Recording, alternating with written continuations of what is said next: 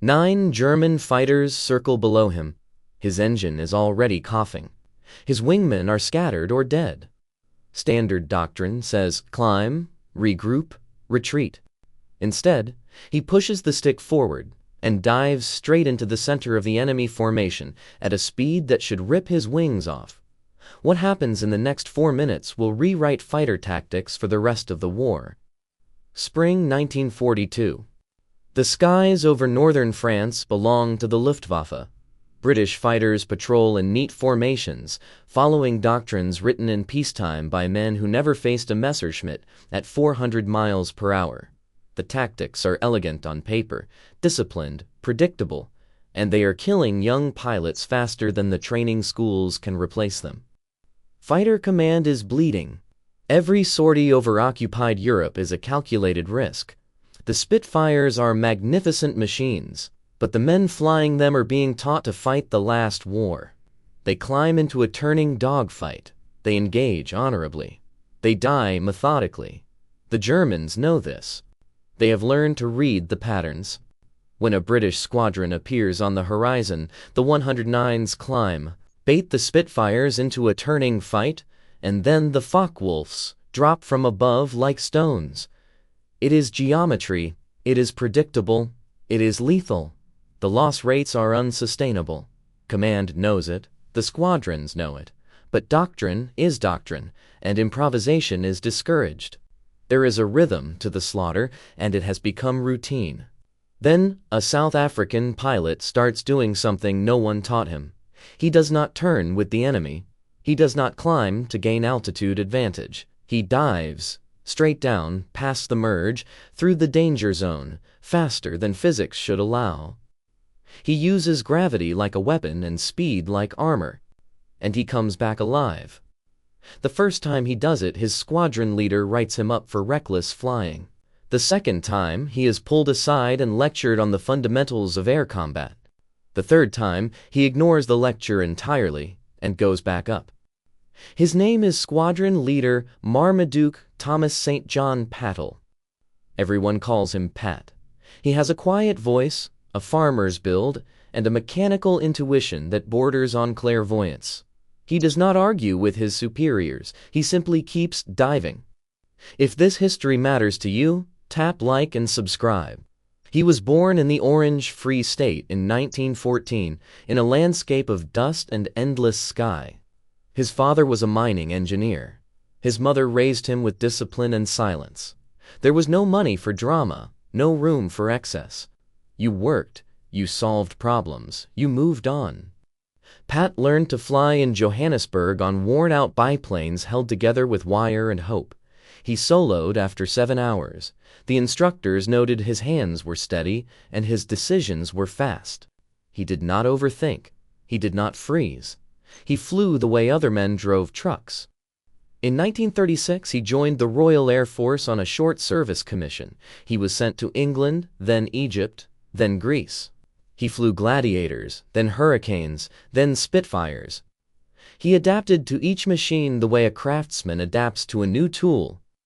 No ceremony, no complaint. His logbook from those years is unremarkable: clean entries, routine patrols, no flourishes. But his ground crew noticed something. After every sortie, he would walk the aircraft slowly, running his hand along the fuselage, checking the control surfaces, asking questions. Not about damage, about response. How did the ailerons feel at high speed? Did the rudder flutter in a dive? Was there play in the elevator trim? He was not inspecting, he was learning. The crew chief later said Pat talked to the aircraft like a man talks to a horse, not with words, with attention. By 1941, he was flying combat missions over the Mediterranean. His kill tally grew quietly. No grand claims, no theatrical victory roles.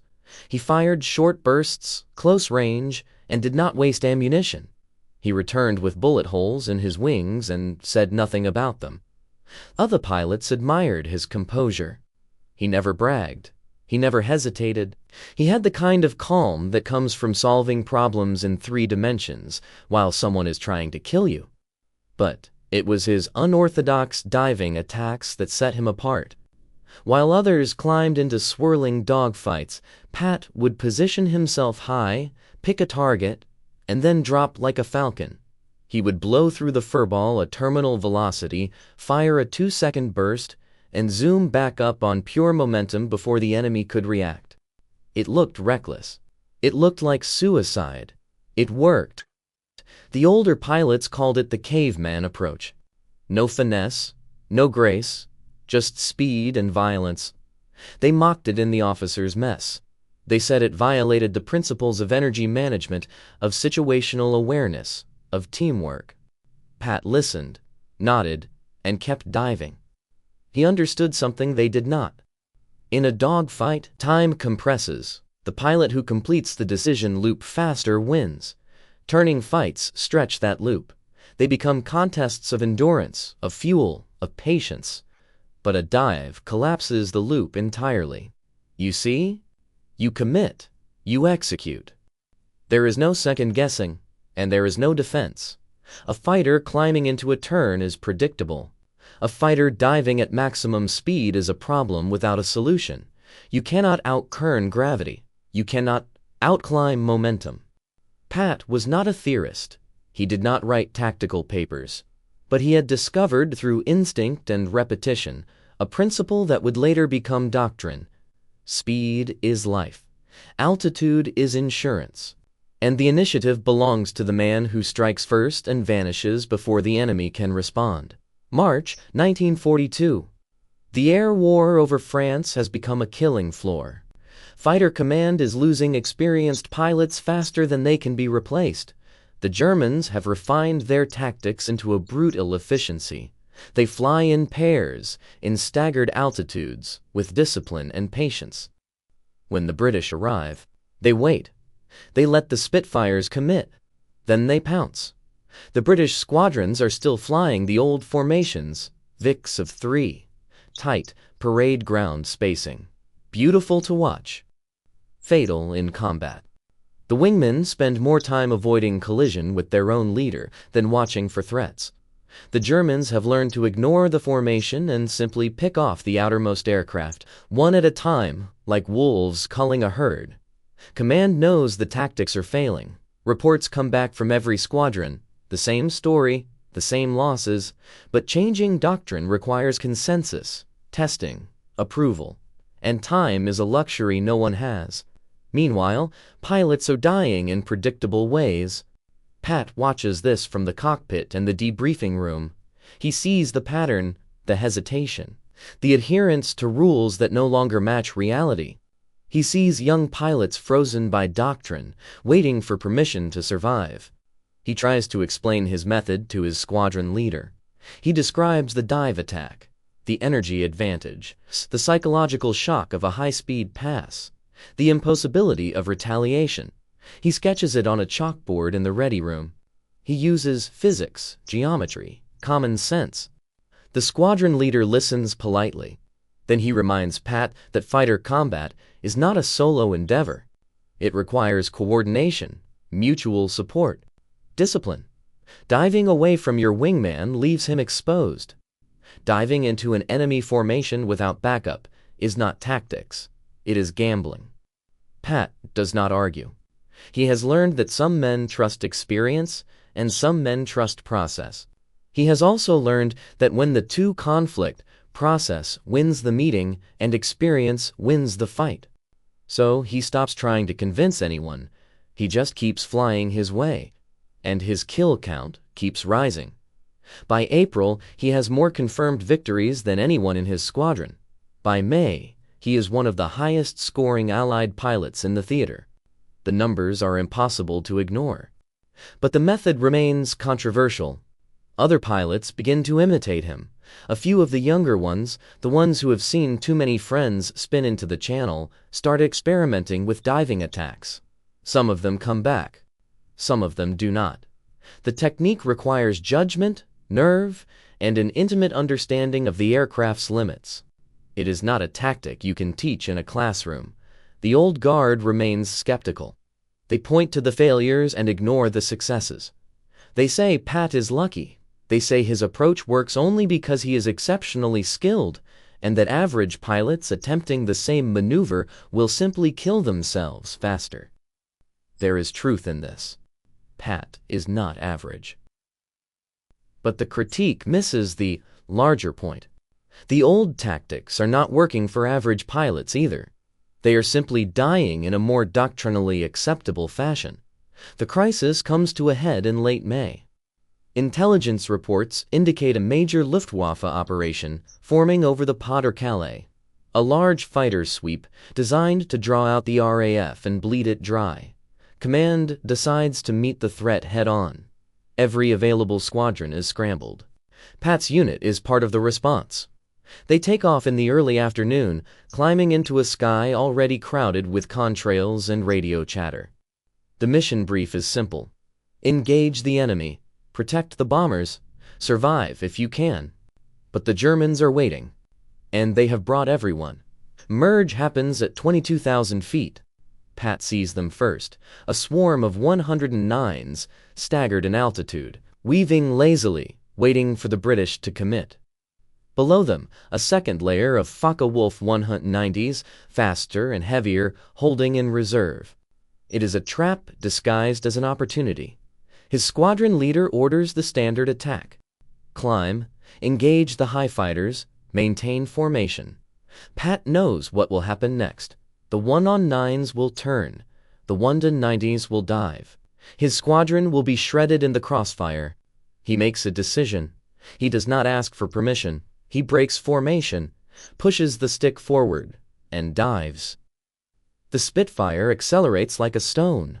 The airframe shudders. The engine screams.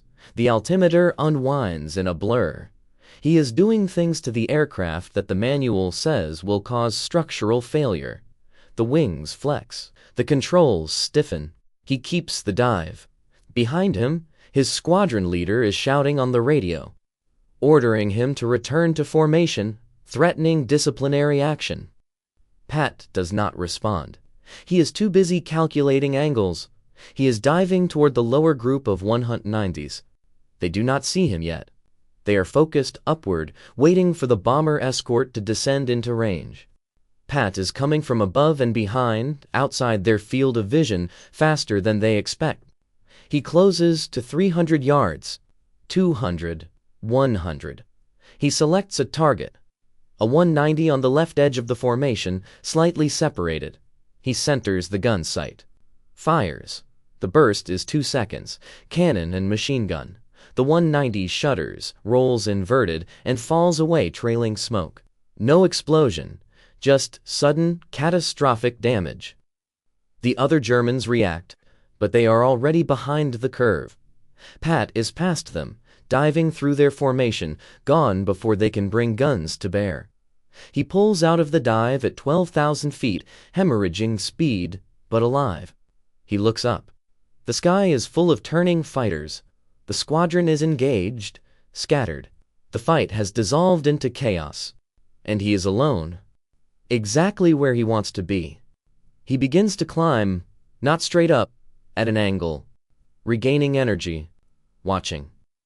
The Germans above are focused on the main fight. They do not see the lone Spitfire clawing back up through the furball. Pat spots a 109 chasing one of his squadron mates. The Spitfire is turning hard, trying to shake the pursuer. It will not work. The 109 is patient, closing the radius, waiting for the shot. Pat dives again, shallower this time, a slashing attack from the flank. He fires from long range, walking the traces into the 109's fuselage. The German breaks off, rolls away. Pat does not follow. He is already looking for the next target. What happens over the next 4 minutes defies the statistical probability of survival. Pat does not dogfight. He does not turn. He climbs, dives, climbs again. He uses the vertical plane like a ladder, trading altitude for speed, speed for position for kills. Every attack is a lightning stroke. In, fire, out. No lingering, no second chances. He is flying faster than the aircraft was designed to fly. The wings are bending. The rivets are straining. The control surfaces are on the edge of flutter. He feels it through the stick. A faint vibration. A warning. He ignores it. He sees a pair of 109s scissoring with a lone Hurricane. The Hurricane is out of options. Pat dives onto the trailing 109, fires, and blows its tail off. The second 109 breaks upward. Pat follows the break, fires inverted, and stitches the cockpit. The German fighter snaps into a spin. 3 kills, 3 dives. He is beginning to attract attention. The Germans realize there is a lone Spitfire hunting them from above. They start looking up.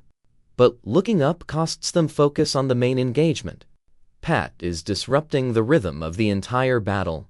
He climbs again. His fuel is low. His ammunition is half gone. His engine temperature is climbing into the red. The logical choice is to disengage, to dive for home, to survive. He stays. He sees a 190 lining up on a crippled Spitfire trailing smoke. The Spitfire is barely flying. One more burst will finish it. Pat dives. The angle is impossible. The closure rate is suicidal. He fires anyway. The 1-90 explodes. The crippled Spitfire limps away. 4 kills. He pulls up. The G-forces crush him into the seat. His vision tunnels. Gray edges creep in.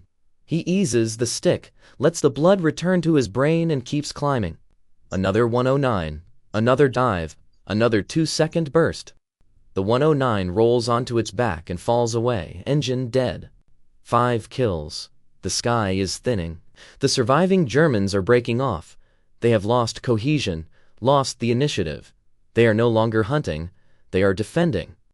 Pat sees a 190 trying to escape, diving for the deck. He follows. Full throttle. The Spitfire is shaking itself apart. The wings are screaming. He closes to point-blank range and fires. The 190 disintegrates. 6 kills. He pulls up at 3,000 feet. His vision is blurred from the G-forces. His arms are leaden. His fuel gauge is bouncing on empty. He should leave. Now. But he sees 2 more 109s, reforming, trying to regroup. He turns toward them. They see him coming. They split. One goes high, one goes low. Classic defensive split. It should divide his attention, force him to commit to one and concede the other. Pat does not commit. He dives between them, fires at the lower 109 on the way down. Hits. The 109 rolls away, trailing coolant. He pulls up hard, meets the higher 109 head-on, and fires in a closing pass. The 109 breaks left, smoking. 7 kills. Confirmed or damaged. The line is blurring. He is out of altitude, out of speed, out of tactical options. His engine is overheating. The oil pressure gauge is flickering. He smells burning metal. And then he sees them. 2 190s, close, closing. They have spotted him. They know he is vulnerable. They are coming for him. Pat does the only thing he can. He dives again. The Spitfire is past its limit. The airframe groans. The wings flex visibly. The dive is nearly vertical. The airspeed indicator goes off the scale. He is falling faster than controlled flight, faster than the 190s can follow. He pulls out at 500 feet. The G-forces are crushing. His vision goes black. The stick feels like it is made of stone. The Spitfire shudders, groans, and levels out. The wings stay on. Barely. He looks back. The 190s are gone. They broke off. They either lost sight of him in the dive or assumed he crashed. He is alone, low, slow, and alive. He turns for home. On the way back, he sees a lone 109 limping toward France. Engine smoking, probably out of ammunition. An easy kill. Pat has 3 rounds left and 1 gun. He closes, fires. The 109 shudders and noses over into the channel. 8 kills. He crosses the coast. His fuel gauge reads 0. His engine is coughing.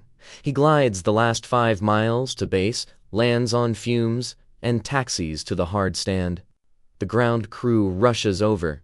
They see the empty ammunition bays, the heat-stressed engine. The wings bent slight-eyed upward from the G-forces. They ask how many he got. He holds up 8 fingers, then pauses, corrects himself. 9. He forgot the first one. 9 kills in one sortie. A single pilot. A single aircraft. 4 minutes of continuous combat at the edge of physical and mechanical destruction. It is the highest single sortie tally of the war for the RAF at that point, and it is accomplished using a tactic that was officially discouraged. The squadron leader does not reprimand him. He does not congratulate him either. He just stares, and then he asks Pat to explain, step by step, exactly what he did. The ripple begins quietly. No announcements, no fanfare, just conversations. Pat's method is dissected in ready rooms across fighter command. Pilots who survived the same engagement describe what they saw. A lone Spitfire diving again and again, appearing and vanishing, threading the German formation from within. It was not recklessness. It was surgical. Within weeks, instructors at the training schools began teaching energy tactics, not as doctrine, not yet, but as an option, a tool. The dive attack, the zoom climb, the boom and zoom philosophy that will define jet combat 20 years later. It starts with the veterans, the ones who have seen enough death to recognize a better way. They teach the younger pilots. They demonstrate. They normalize the idea that speed is a weapon, that altitude is potential energy, that the vertical dimension is not just space to maneuver, but a place to dictate the terms of engagement. The Germans knows. Their intelligence officers review the gun camera footage and the loss reports. They see a shift. British pilots are no longer playing the turning game. They are hitting fast, disengaging, and refusing to be baited into protracted dogfights. The kill ratios begin to even out. By the summer of 1942, boom and zoom tactics are being integrated into squadron-level training. Not because of a top-down mandate, but because they work. Because pilots who fly that way come home more often. Pat himself continues flying. He does not tour. He does not lecture. He leads by example. His total kill count will eventually exceed 40, though the exact number is disputed. Record-keeping in combat is imperfect. Kills are shared, obscured, lost in the chaos. What is not disputed is his impact. He changes the way an entire generation of pilots thinks about energy management. He proves that unorthodox does not mean undisciplined, and that innovation often comes from the cockpit, not the briefing room. He does not live to see the full legacy. In April 1941, over Greece, his aircraft is hit during a low-level strafing run. He crashes. He is 26 years old. His death is barely noted outside his squadron. The war is too vast, the losses too constant. But his tactics outlive him. They are refined, codified, taught to American pilots, taught to Soviet pilots. By 1943, boom and zoom is the default for every major air force. The swirling dogfights of 1940 are obsolete. The 9-kill sortie becomes legend. It is studied at staff colleges, analyzed in tactical journals, used as proof that individual initiative, when grounded in sound principles, can alter the course of battle. Fighter pilots in Korea will use his method. Pilots in Vietnam will use it. The F-15, the F-16, the modern air superiority doctrine, it all traces back to the same principle: speed, altitude, initiative, strike first, disengage, survive.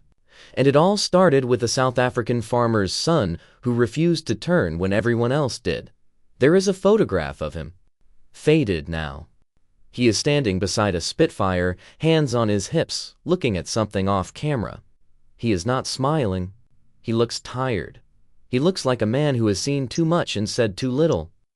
His name is remembered today mostly by historians and aviation enthusiasts. There is no grand monument, no museum wing. He is one of thousands of young men who flew, fought, and died in a war that consumed a generation. But his influence is everywhere. Every fighter pilot who climbs into a cockpit inherits a piece of his logic.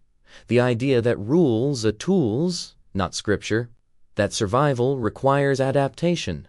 That courage is not the absence of fear, but the willingness to act despite it. The 9-kill sortie was not a fluke. It was the result of hundreds of hours spent learning his machine, questioning assumptions, and trusting his instincts over doctrine.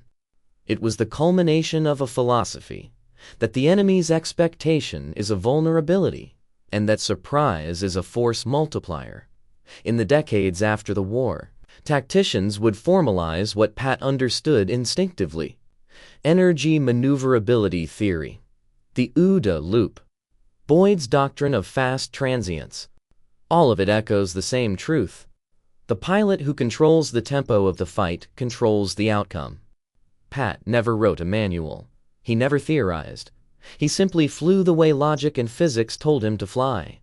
And in doing so, he gave others permission to think. There is a lesson in that. Not just for pilots, for anyone facing a system that demands conformity in the face of evidence. For anyone told that survival requires adherence to rules that no longer match reality. Pat's legacy is not the 9 kills. It is the idea that one person, thinking clearly under pressure, can change the way everyone else fights. He did not wait for permission. He did not wait for consensus. He saw a better way. He tested it. He proved it. And he gave it away. The sky over northern France is quiet now. The contrails have faded. The guns are silent. But the lesson remains. Speed is life.